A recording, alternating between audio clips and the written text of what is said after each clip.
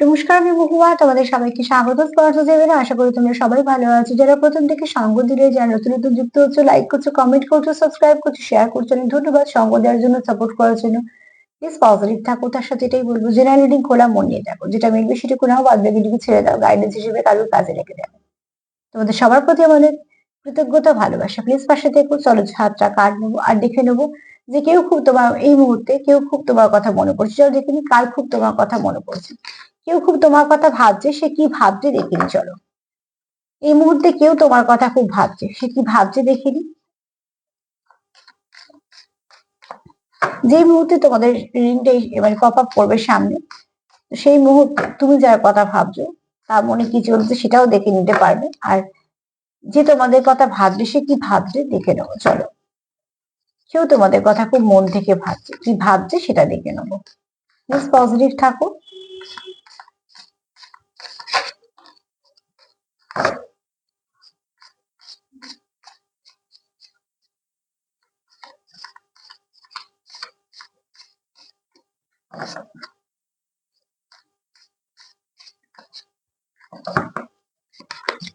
কেউ মন থেকে তোমাদের কথা খুব ভাবছে, সে কি ভাবছে।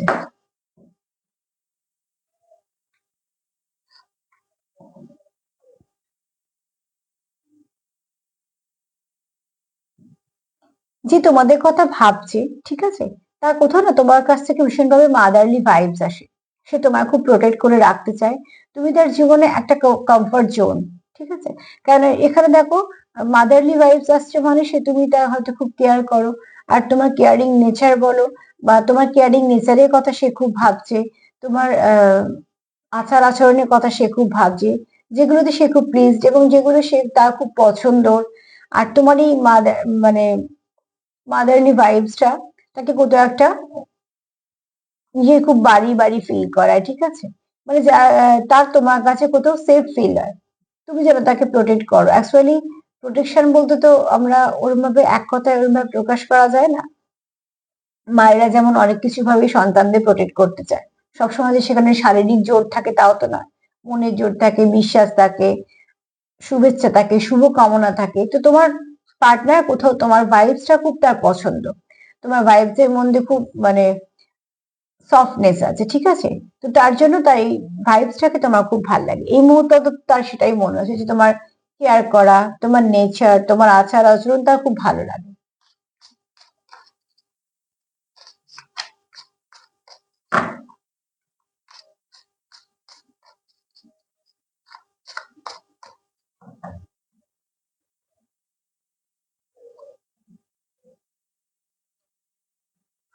এখানে তোমার পার্টনারে এটাও মনে হয় তুমি তার সঙ্গে অনেক সময় মিরর করে ফেলো, সেও তোমার সঙ্গে অনেক সময় মিরর করে ফেলে। মানে তোমাদের এনার্জি এক্সচেঞ্জ হয়ে যায়। হয়তো কানেকশনটা কোনো ভালো কানেকশন, তার জন্য তোমরা অনেক সময় এনার্জি এক্সচেঞ্জ করে ফেলো।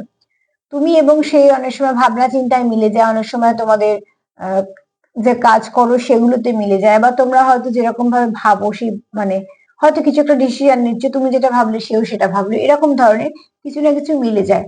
তোমাদের হয়তো মনের মিল আছে বলে তোমরা একে অপরকে মিরর করো। অ্যাকচুয়ালি দেখো, সব সোল মিরর করে না। মিররিং ইচ আদার তখন এরকম সোল মিরর করে। আর সোল যে সবার সঙ্গে সবসময় মিরর করে তা না, খুব ডিপ কানেকশন ছাড়া সোল মিরর হয় না। এখানে মনে হয় তোমাদের কোনো ভালো কানেকশনে আছো, তার জন্য তোমরা একে অপরকে মিরর করে ফেলো।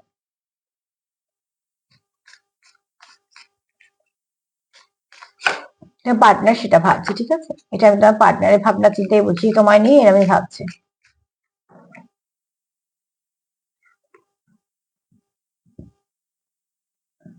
তোমার পার্টনার তোমাদের এই সম্পর্কটাকে না কিছুটা রহস্যজনক দেখে, কিছু মিস্ট্রিয়াস। যে কিছু তো আছে যেটা হয়তো সে সবটা বুঝতে পারছে না। কোনো ডিপ কানেকশন যখন আমাদের জীবনে আসে না, সেটাকে বুঝতে খুব সমস্যা হয়। প্রথমে মনে হয় এরম হতেই পারে না, তারপর মনে হয় কেন হলো, তারপর মনে হয় সত্যি কি এটা হয়। অনেক রকম প্রশ্ন আসে আমাদের, কারণ এই প্রশ্নগুলোই কিন্তু আমাদের এগোতে সাহায্য করে। যদি প্রশ্ন না থাকে তুমি কোনোদিনই এগোবে না। প্রশ্নই তোমাকে এগোতে সাহায্য করবে জ্ঞানের দিকে, ঠিক আছে।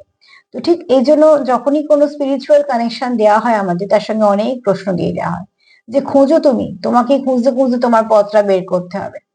তো ঠিক সেরকম।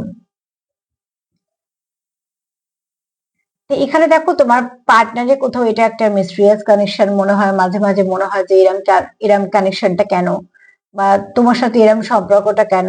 হয়তো তোমাদের সম্পর্কের মধ্যে আরো অনেক কিছু হয় যেগুলো তোমাদের কাছে নতুন অধ্যায়, বা একজন জানে না, এরকমও হতে পারে। মোট কথা এখানে মনে প্রশ্ন নিয়ে সে অনেকটা ওই ব্যাপারটাকে মেটাতে চায়।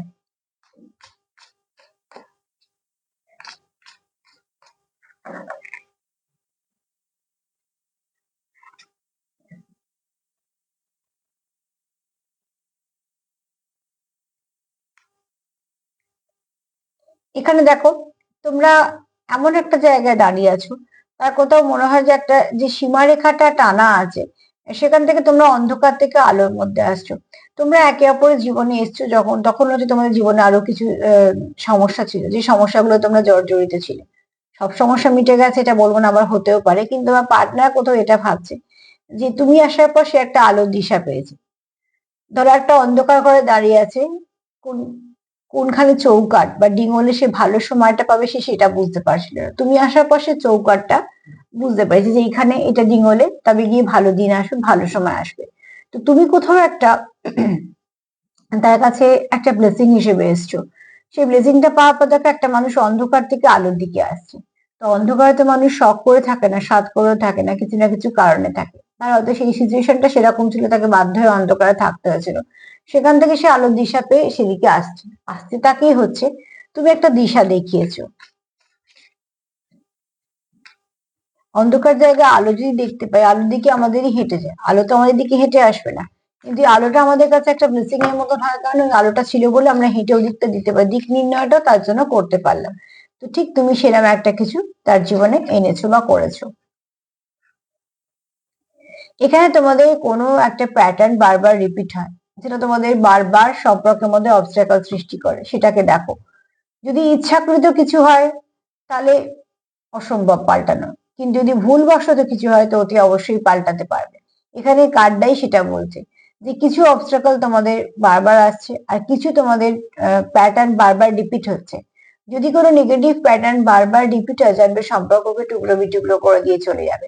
তাহলে নেগেটিভ প্যাটার্নটা যদি তোমরা রিপিট করে ফেলো, তাহলে আমি দেখো যে কেন হচ্ছে। আর ইচ্ছাকৃত যদি করে থাকো, তাহলে সেখান থেকে কিন্তু সম্পর্ক বারবার ড্যামেজ হবে।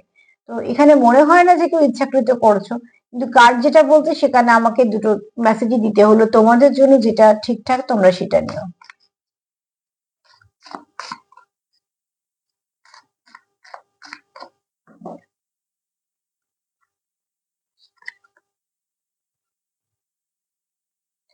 কেউ আসছে অন্ধকার থেকে আলোর দিকে। এই যে ঘোড়াটা আলোর দিকে আসছে, ঘোড়াটা গায়ে কিন্তু প্রচুর নোংরা লেগে আছে। সেখান থেকে কিন্তু সে সবটুকু ঝেড়ে ফেলে দিয়ে আসছে। মানে কেউ তো আসছো যার অতীতে অনেক রকম সমস্যা, যে অনেক রকম সমস্যা ফেস করেছো, সেগুলো সে সব নেগেটিভিটি গুলোকে রিলিজ করে তারপর একটা আলোর দিকে আসছো। এবং এখানে তোমার পার্টনার তোমার প্রতি খুব লয়াল। এখানে কারোর পার্টনার তো আছে, মানে যে তোমার কথা ভাবছে সে তোমার প্রতি খুব লয়াল।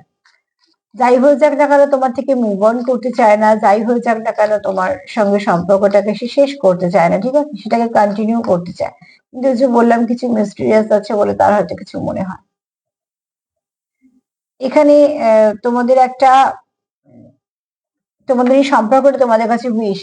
আর তোমার পার্টনারের মনে হয়, মানে যে তোমার কথা ভাবছে এই মুহূর্তে, তার কোথাও মনে হয় যে এটা তার একটা স্বপ্ন বা এটা তার একটা ব্লেসিং সম্পর্ক, যেটা সে পাবেই।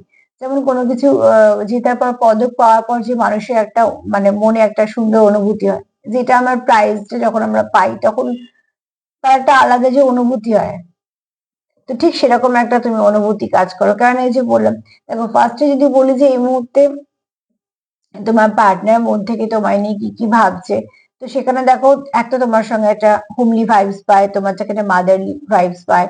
তোমার নেচার খুব ভালো, তুমি তাকে খুব কেয়ার করো, সেটা তার খুব ভাল লাগে। দ্বিতীয়ত মাঝে মাঝে তোমরা মিরর করে ফেলো, তো সেটা ভালো খারাপ দুটো দিকেই হয়ে যায়, সেটা নিয়ে আবার সে চিন্তিত হয়ে পড়ে যে কেন হলো। তারপরে সম্পর্কটাকে সে মিস্ট্রিয়াস দেখে যে এরকম সম্পর্ক তো আমি ফেস করিনি, এটা কিরম ধরনের সম্পর্ক।